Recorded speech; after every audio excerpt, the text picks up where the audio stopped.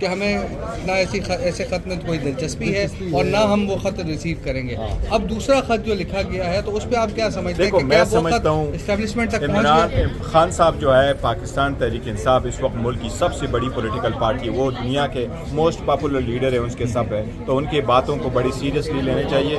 اگر وہ لیٹر لکھ کے ٹویٹ کر لے تو اس کو بھی اس کو انداز میں دیکھنا چاہیے. اس نے ملک اور قوم کی خاطر اگر وہ ابھی جو IMF کا وفد آیا ہے, گورنر جوڈیشل کمیشن, اور اس کے ساتھ ساتھ انہوں نے ججز اپوائنٹمنٹ پہ بات کرنی ہے, کرپشن پہ بھی بات کرنی ہے, PTI اس کو کیسے دیکھتی ہے؟ کیا یہ پاکستان کے اندرونی معاملات میں مداخلت نہیں سمجھتے؟ دیکھیں مجھے ان کے مینڈیٹ کا نہیں پتا کہ وہ کس چیز پہ کر رہے ہیں, لیکن وہ روٹین میں ساری ایسے لوگ آ جاتے ہیں اور اپنے ایک آبزرویشن وہ ضرور دیتے ہیں ساری چیزوں پہ, چاہے وہ ہیومن رائٹس ہے چاہے وائلیشن ہے. لیکن دیکھیں پاکستان کی صورتحال تو پوری دنیا کو معلوم ہے, ہیومن رائٹس کی وائلیشن ہو رہی ہے, ججز جو جوڈیشری ہے وہ لوگوں کو معلوم ہے کس حد تک وہ انڈیپینڈنٹ ہے.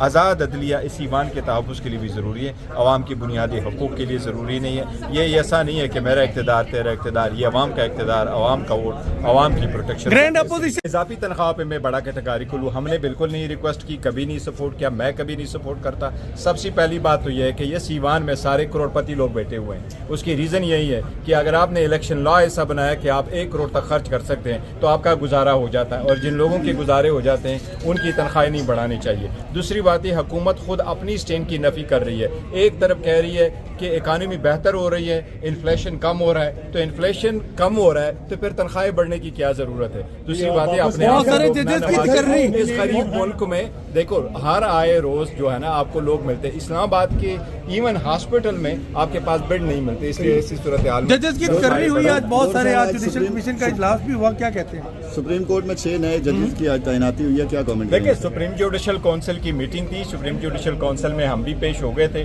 2 جج صاحبان نے بھی وہاں انہوں نے پارٹیسپیٹ نہیں کیا. اپنے لیٹر کے پیش نظر علی ظفر صاحب نے بھی لیٹر لکھا تھا, اس کے پیش نظر ہم نے پارٹیسپیٹ نہیں کیا. البتہ سپریم کورٹ کے 6 ججز کی تعیناتی ضرور ہوئی ہے, لیکن ابھی جو سپریم کورٹ ہے اس میں 26ویں ترمیم کے خلاف پٹیشنیں پڑھیں گے. اگر سپریم کورٹ نے ان کو ٹیک اپ کر کے ڈیسائیڈ کر لیا تو ونس اینڈ فار آل اس کا فیصلہ ہو جائے گا. چیف کو دوسرا جو خط لکھا گیا ہے تحریک انصاف کی جانب سے, اس خط کی کوئی جواب کی امید ہے تحریک انصاف کو؟ دیکھو کوئی کہا نہیں جا سکتا. ججز کی جو تقرری ہوئی ہے بیرسٹر صاحب, ایک سوال بڑا امپورٹنٹ ہے جو اسی سے لنک ہے, کیونکہ پہلا خط عمران خان نے جب لکھا تھا تو اس وقت